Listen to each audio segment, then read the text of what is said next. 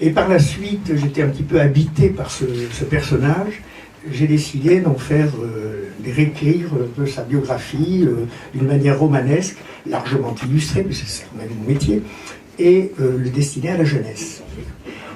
Et j'en avais fait la maquette, après avoir écrit le texte et les dessins. Et c'est un éditeur jamaïcain qui, de passage par hasard, parce qu'il y a beaucoup de hasard dans notre métier, ça lui a plu.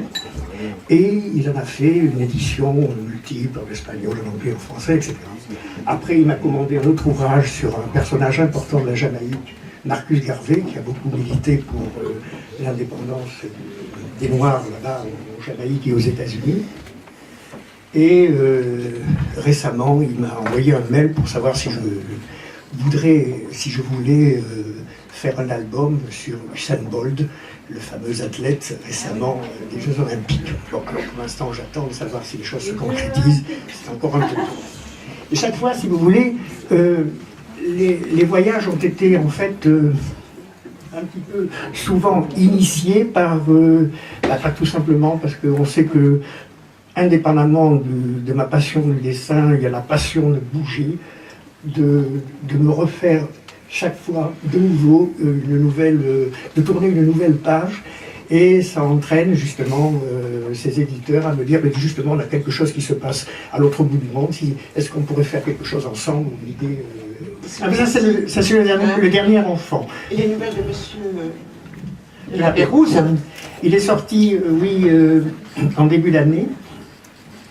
C'est d'ailleurs comme ça que j'ai appris que La Pérouse, parce que généralement, quand on voit un grand navigateur, un explorateur des mers, comme La Pérouse, on a tendance à imaginer qu'il est né en Bretagne.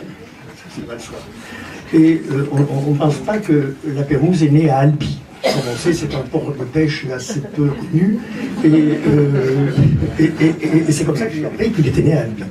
Donc ce livre est sorti en début d'année. Il a été écrit par Ghislain Houzel, qui est une personne qui est devenue un ami actuellement, et depuis, qui avait envie d'écrire cette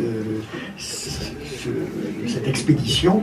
Et moi, ça m'a passionné de le sortir.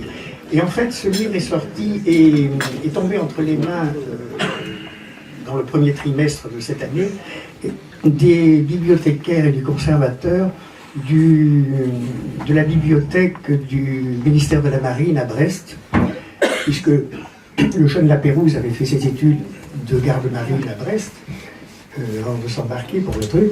Et en fait, ils me demandaient de leur confier, si je voulais bien leur confier les originaux du livre, pour mettre dans les vitrines d'une exposition qu'il faisait justement à l'occasion du tonnerre de Brest, qu'il faisait justement dans la bibliothèque. Et donc je leur avais confié bien sûr bien volontiers tous ces originaux qui figuraient à l'époque pendant le mois de juillet. Vous êtes encore plus au courant que moi pour ces festivités des tonnerres de Brest. Donc ça c'est le dernier sorti. Un tas de projets, il vaut mieux toujours en avoir, tous ne se réalisent pas bien entendu, mais enfin, d'ailleurs on ne pourrait pas les faire.